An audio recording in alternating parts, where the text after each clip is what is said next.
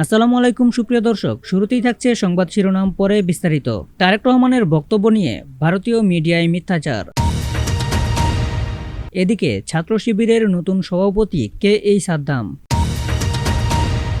এরপরে থাকছে আন্তর্জাতিক গণমাধ্যমে তারেক রহমানকে সম্ভাব্য প্রধানমন্ত্রী বলে উল্লেখ। সর্বশেষ থাকছে আজকের বাংলাদেশ পেতে 47 থেকে 24 পর্যন্ত অপেক্ষা করতে হয়েছে। এতক্ষণ শুনছিলেন সংবাদ শিরোনাম, এখন বিস্তারিত। আর এই নিউজটি কে কোথা থেকে দেখছেন তা এখনই কমেন্টে জানিয়ে দিন, এবং এরকম নিত্য নতুন খবরের আপডেট পেতে এখনই এই চ্যানেলটা সাবস্ক্রাইব করুন।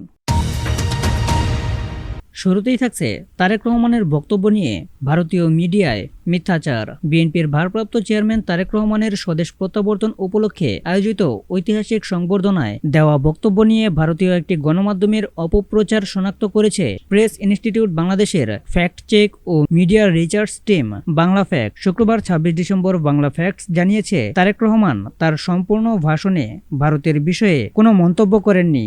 এরপরও এবিপি আনন্দ নামের একটি গণমাধ্যম অপ্রাসঙ্গিকভাবে শিরোনামে ভারত নিয়ে পরিকল্পনা যুক্ত করেছে।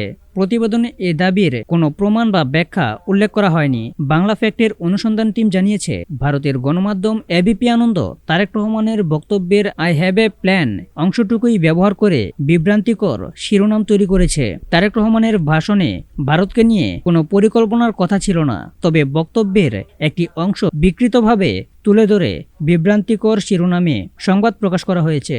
গত 25 ডিসেম্বর দীর্ঘ 17 বছর পর দেশে ফেরেন বিএনপির ভারপ্রাপ্ত চেয়ারম্যান তারেক রহমান। দেশে ফিরে রাজধানীর পূর্বাচলের 300 ফিট এলাকায় আয়োজিত সংবর্ধনা অনুষ্ঠানে তিনি ভবিষ্যৎ বাংলাদেশ গড়তে নিজের একটি পরিকল্পনার কথা উল্লেখ করেন। পরিকল্পনাটি বিস্তারিতভাবে তুলে ধরেননি, তবে বাস্তবায়নের জন্য দেশের সব স্তরের মানুষের সহযোগিতা চান। তিনি তার ভাবনার কথা বলার আগে যুক্তরাষ্ট্রের বর্ণ বৈষম্য বিরোধী আন্দোলনের নেতা মার্টিন লুথার কিং এর 62 বছর আগের ঐতিহাসিক আই হ্যাভ এ ড্রিম ভাষণ স্মরণ করেন। সেই বক্তব্যের সঙ্গে সঙ্গতি রেখে তিনি বলেন, I have a plan. Tarek Rahman বলেন, প্রিয় ভাই বোনেরা, আমরা দেশের শান্তি চাই। মার্টিন লুথার কিং এর নাম শুনেছেন তো আপনারা। তার একটি বিখ্যাত ডায়লগ আছে, আই হ্যাভ এ ড্রিম। আজ এই বাংলাদেশের মাটিতে দাঁড়িয়ে আপনাদের সকলের সামনে আমি বলতে চাই, বাংলাদেশ জাতীয়তাবাদী দলের একজন সদস্য হিসেবে I have a plan for the people of my country, for my country. এই পরিকল্পনা দেশের মানুষের স্বার্থে। ভারতের এবিপি আনন্দ তারেক রহমানের ভাষণ নিয়ে আই হ্যাভ এ প্ল্যান বাংলাদেশে ফিরেই বিস্ফোরক খালেদা পুত্র ভারতকে নিয়ে পরিকল্পনা শিরোনামে সংবাদ প্রকাশ করেছে। তবে বাংলা ফ্যাক্টস জানিয়েছে, তারেক রহমান তার ভাষণে ভারত সম্পর্কে কোনো মন্তব্য করেননি। শিরোনামে ভারত নিয়ে পরিকল্পনা যুক্ত করা সম্পূর্ণ অপ্রাসঙ্গিক। ফ্যাক্ট চেকিং প্রতিষ্ঠানগুলো জানায়, গত 1 বছরের মধ্যে ভারতীয় গণমাধ্যম, ভারত থেকে পরিচালিত বিভিন্ন সামাজিক যোগাযোগ মাধ্যম অ্যাকাউন্ট এবং দেশের কিছু ফেসবুক পেজে বাংলাদেশকে কেন্দ্র করে ভুয়া তথ্য ছড়ানোর প্রবণতা বেড়েছে। এসব অপতথ্য বিশেষ করে অন্তর্বর্তীকালীন সরকার ও 2024 সালের আন্দোলনে অংশ নেওয়া দল ও সংগঠনকে লক্ষ্য করে প্রচারিত হচ্ছে। বাংলা ফ্যাক্টস জানিয়েছে, ইন্টারনেটে ছড়িয়ে পড়া শত শত ভুল তথ্য ইতিমধ্যে শনাক্ত করা হয়েছে। প্রতিষ্ঠানটি নিয়মিতভাবে গুজব, ভুয়া খবর ও অপতথ্য প্রতিরোধ এবং জনগণের কাছে সঠিক তথ্য পৌঁছে দেওয়ার কাজ চলছে। এদিকে ছাত্র শিবিরের নতুন সভাপতিকে এই সাদ্দাম। বাংলাদেশ ইসলামী ছাত্র শিবিরের 2026 সেশনের জন্য নতুন সভাপতি নির্বাচিত হয়েছেন নুরুল ইসলাম সাদ্দাম। এ খবরে রাজনীতি নিয়ে খবর রাখেন এমন জনমনের কৌতূহলী প্রশ্ন, কে এই সাদ্দাম?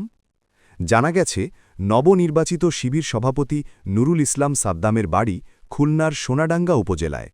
তিনি দারুল কোরআন সিদ্দিকিয়া কামিল মাদ্রাসা খুলনা থেকে দাখিল ও আইন পাশ করেন। এরপর ভর্তি হন খুলনা বিশ্ববিদ্যালয়। সেখান থেকে অর্থনীতিতে স্নাতক ও স্নাতকোত্তর সম্পন্ন করেন। বর্তমানে তিনি ঢাকা বিশ্ববিদ্যালয়ের ব্যবসায় প্রশাসন অনুষদে মানব সম্পদ ব্যবস্থাপনায় পেশাদার স্নাতকোত্তর ডিগ্রিতে অধ্যয়নরত। সভাপতি হওয়ার আগে সাদ্দাম সর্বশেষ দলটির সেক্রেটারি জেনারেলের দায়িত্ব পালন করছেন।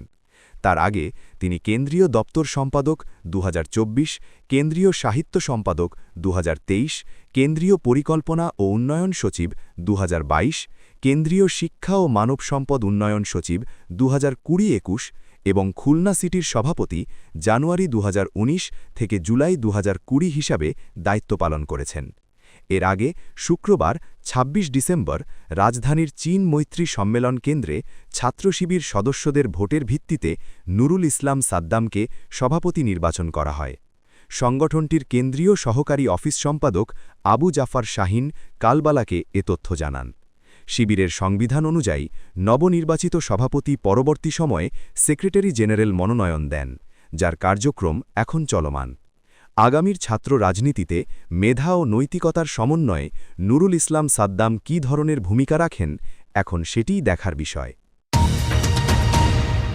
এরপরই থাকছে আন্তর্জাতিক গণমাধ্যমে তারেক রহমানকে সম্ভাব্য প্রধানমন্ত্রী বলে উল্লেখ। দীর্ঘ ১৭ বছর পর লন্ডন থেকে দেশে ফিরেছেন বিএনপির ভারপ্রাপ্ত চেয়ারম্যান তারেক রহমান। বৃহস্পতিবার ২৫শে ডিসেম্বর বেলা ১১:৩৯ বিমান বাংলাদেশ এয়ারলাইন্সের একটি উড়াজাহাজে ঢাকার হজরত শাহজালাল আন্তর্জাতিক বিমানবন্দরে অবতরণ করেন তিনি। তার দেশে ফেরা নিয়ে বেশ গুরুত্বের সঙ্গে প্রতিবেদন প্রকাশ করেছে রয়টার্স, এএফপি, বিবিসি সহ বিশ্বের বিভিন্ন গণমাধ্যম। অধিকাংশ গণমাধ্যমে তাকে সম্ভাব্য প্রধানমন্ত্রী বলে উল্লেখ করা হয়েছে। বার্তা সংস্থার রয়টার্সের শিরোনাম, নির্বাচনের আগে নির্বাসন থেকে ফিরলেন বাংলাদেশের সম্ভাব্য প্রধানমন্ত্রী প্রার্থী। খবরে বলা হয়েছে, প্রায় ১৭ বছর নির্বাসনে থাকার পর বৃহস্পতিবার দেশে ফিরেছেন বিএনপির ভারপ্রাপ্ত চেয়ারম্যান তারেক রহমান। তার এই প্রত্যাবর্তন সমর্থকদের মধ্যে নতুন উদ্দীপনা সৃষ্টি করবে এমন প্রত্যাশা দলটির। আগামী ফেব্রুয়ারিতে অনুষ্ঠেয় নির্বাচনে তারেক রহমানকে প্রধানমন্ত্রী পদের অন্যতম প্রতিদ্বন্দ্বী বলে মনে করা হচ্ছে। বার্তা সংস্থা এএফপির শিরোনাম, সম্ভাব্য প্রধানমন্ত্রী তারেক রহমান বাংলাদেশে পৌঁছেছেন।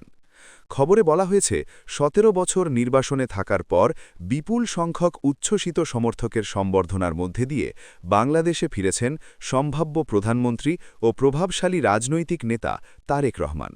সাবেক প্রধানমন্ত্রী খালেদা জিয়ার ছেলে এবং বিএনপির উত্তরাধিকারী হিসেবে বিবেচিত তারেক রহমান ঢাকার বিমানবন্দরে অবতরণের পর দলের নেতাদের সঙ্গে হাত মেলান। এ সময় তার স্ত্রী ও মেয়ে সঙ্গে ছিলেন। যুক্তরাজ্যের প্রভাবশালী সংবাদমাধ্যম বিবিসির শিরোনাম, ১৭ বছর নির্বাসনে থাকার পর দেশে ফিরেছেন বাংলাদেশের পরবর্তী প্রধানমন্ত্রী হওয়ার পথে এগিয়ে থাকা তারেক রহমান। তারেক রহমানের নেতৃত্বে আগামী বছর অনুষ্ঠেয় জাতীয় নির্বাচনে অংশ নেওয়ার মধ্যে দিয়ে ক্ষমতায় ফিরতে চায় বিএনপি। ২০০৮ সাল থেকে লন্ডনে বসবাস করা তারেক রহমান দেশের নতুন নেতা হতে পারেন বলে মনে করা হচ্ছে। সর্বশেষ থাকছে, আজকের বাংলাদেশ পেতে ৪৭ থেকে ২৪ পর্যন্ত অপেক্ষা করতে হয়েছে। আজকের বাংলাদেশ পেতে ৪৭ থেকে ২৪ পর্যন্ত অপেক্ষা করতে হয়েছে বলে মন্তব্য করেছেন বাংলাদেশ জামায়াত ইসলামীর আমির ডাক্তার শফিকুর রহমান। শুক্রবার ২৬শে ডিসেম্বর সকালে চীন মৈত্রী সম্মেলন কেন্দ্রে বাংলাদেশ ইসলামী ছাত্র শিবিরের কেন্দ্রীয় সদস্য সম্মেলনে এ কথা বলেন তিনি। জামায়াতের আমির বলেন, আজকের বাংলাদেশ পেতে ৪৭ থেকে ২৪ পর্যন্ত অপেক্ষা করতে হয়েছে। অনেককে জীবন দিতে হয়েছে। আমরা তাদের কাছে ঋণী। দুঃখের বিষয়, বিগত সময়ে শিক্ষা প্রতিষ্ঠানগুলো মিনি ক্যান্টনমেন্ট ছিল। ছাত্রদের হাত থেকে কলম কেড়ে অস্ত্র তুলে দেয়া হয়েছিল। সেই কালো হাত বিদায় নিয়েছে। কালো ছায়া এখনও আছে। তার বিরুদ্ধে ছাত্রদের ভূমিকা রাখতে হবে। আগামী দিনের দায়িত্ব ছাত্র সমাজকে নিতে হবে। তিনি বলেন, ছাত্র শিবিরের কাছ থেকে মানুষ হতাশ হলে মানুষের যাওয়ার কোনো রাস্তা থাকবে না। আর কোনো শিক্ষা প্রতিষ্ঠানে আমরা শিক্ষকদের লাঞ্ছিত হতে দেখতে চাই না। আগামী দিনে ইনসাফের বিজয় হবে। আজ বাংলাদেশে ইনসাফের বড় অভাব। দুর্নীতিমুক্ত সমাজ গড়তে চাই। তিনি আরও বলেন, সব ধর্ম ও দল মিলে ঐক্যবদ্ধভাবে কাজ করতে হবে। দুর্নীতিমুক্ত, বৈষম্যহীন, ইনসাফ ভিত্তিক বাংলাদেশ গড়ে তুলতে হবে। ডাক্তার শফিকুর রহমান বলেন, বেকার ভাতা নয়, দক্ষ মানুষ তৈরি করতে চায় জামায়াত। শিক্ষা ব্যবস্থায় ভালো কারিকুলাম অন্তর্ভুক্ত করা গেলে দক্ষ নাগরিক গড়ে উঠবে।